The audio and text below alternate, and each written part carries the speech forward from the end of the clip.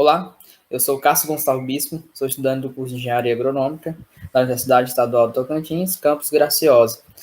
Sou bolsista aí na modalidade PIBIC, fomentada pelo CNPq. Vou falar agora sobre o meu trabalho, que é Caracteres Agronômicos, né, da soja em pintossolos pétricos e latossolos no município de Porto Nacional, Tocantins. Orientado aqui pela Michele Ribeiro Ramos, que também é orientadora, professora e pesquisadora, também da Universidade Estadual de Tocantins, campus Graciosa.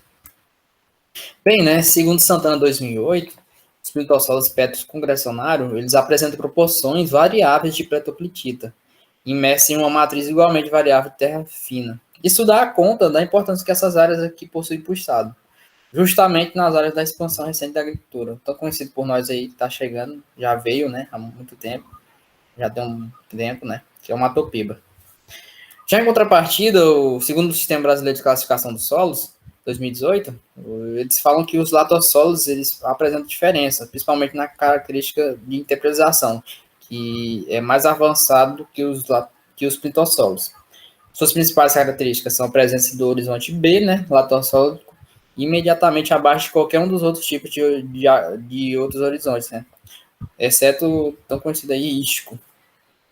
Porém, apesar dessa diferença entre a aptidão desses solos, muitos produtores cultivam soja com o mesmo manejo e alegam ser possível cultivar nessas áreas, que no caso os pintossolos.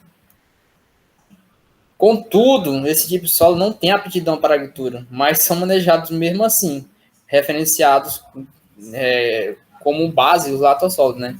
Pega o mesmo manejo do latossolo e aplica no pintossolo.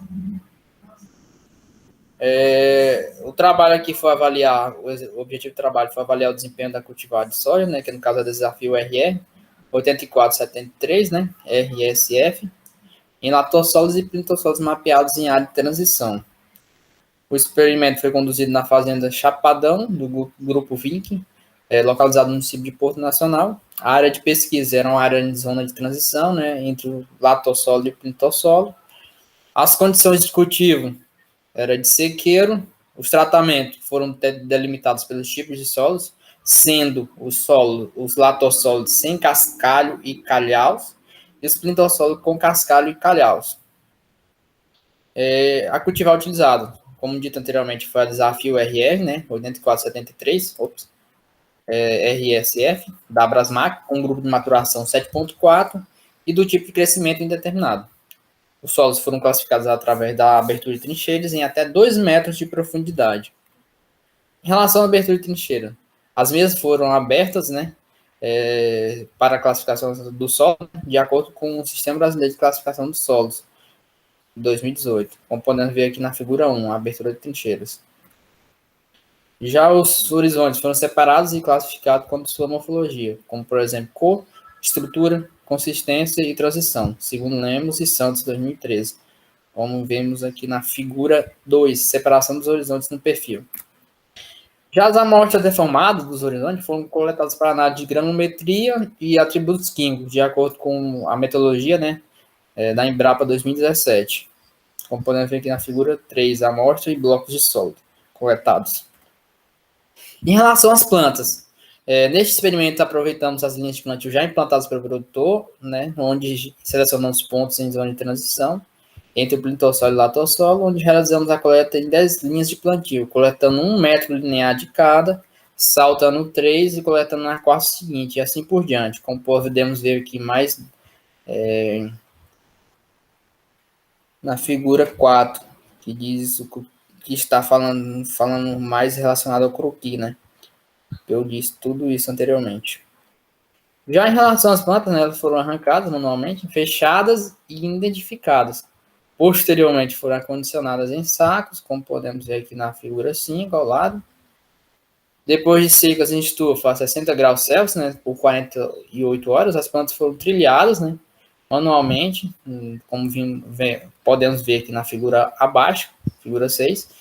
Os grãos obtidos foram abanados para retirada de impurezas e acondicionados em sacos de papel identificado, como podemos ver aqui abaixo na figura 7. Mas quais foram as características agronômicas da cultivar avaliadas? Foi a altura de planta, né, diâmetro do caule, a altura da inserção da primeira, número de nós e vagens também, né? Número de plantas por metro, massa de plantas, número de grãos por planta, massa de 1.000 grãos, umidade de grãos e, por fim, a produtividade. Lembrando que todos os dados obtidos foram submetidos à análise de variância, né, teste F, e tiveram suas médias comparadas pelo teste TUC, ao nível de 5% de probabilidade, utilizando o tão conhecido aí por nós, o programa SISVAR. Resultados de discussões. Através das descrições morfológicas coletadas, né, os solos foram classificados como latossolo amarelo distrófico, plintossólico, com textura franco-argilosa arenosa no horizonte A, e o outro como plintossolo pétrico congressionário, com textura argilosa no horizonte A. Em relação aos resultados das plantas avaliadas, foi possível observar que não houve diferença significativa no desenvolvimento da cultura da soja nos diferentes solos para os seguintes caracteres agronômicos, como altura de planta, diâmetro do caule, altura da inserção da primeira vagem, número de nós, número de vagens, número de grãos por planta. Foi o que eu disse anteriormente. Podemos ver aqui em relação, vou pegar bem aqui a canetinha, fica mais fácil para visualizar. Como dito anteriormente, nessa tabela primeira aqui, né, temos o teste de análise de variância, o teste F e o teste TUC. A NS significa não significativo, ou seja, não houve diferença entre as médias. Aí, ao nível de 5%. Já o asterisco, que vamos ver daqui a pouco, na segunda tabela, que houve diferença significativa no teste F de análise de variância ao nível de 5%. Mesma coisa pelo TUC, só que a diferença é entre as letras, é utilizado letra. Quando há letras diferentes, houve diferença significativa. Quando há letras iguais, é porque não houve diferença significativa entre as médias. Para os caracteres agronômicos, todos os caracteres agronômicos, não houve diferença significativa. Porém, tivemos na produtividade essa diferença significativa, tanto para o teste F, como também para o teste TUC, onde a cultivar essa produtividade foi superior em 1.300, né, 1.030 kg de soja nos latossolos em relação aos pentossolos. Mas o que teria levado a essa diferença tão grande? Um dos possíveis motivos teria sido o número de vagem, né? Que apesar de não ter sido detectado diferença estatística, ao avaliarmos as plantas produzidas em latossolos, notamos que tinham 9 vagens a mais que as plantas de soja cultivadas nos plintossolos.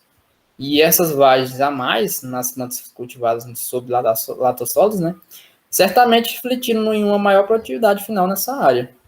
Outro fator que pode ser determinante para esse aumento tão grande de produtividade teria sido que, em relação ao latossolo, foi que o plintosolo possui a presença de cascalho de calhaus, que é um fator impeditivo para o melhor desempenho de cultivares, né? Oferecendo assim impedimentos físicos, né, para as plantas, principalmente necessidade de grande produtividade, que necessitam de grande profundidade, né, para o desenvolvimento e crescimento de suas raízes e também impedindo também a absorção de nutrientes e também de água.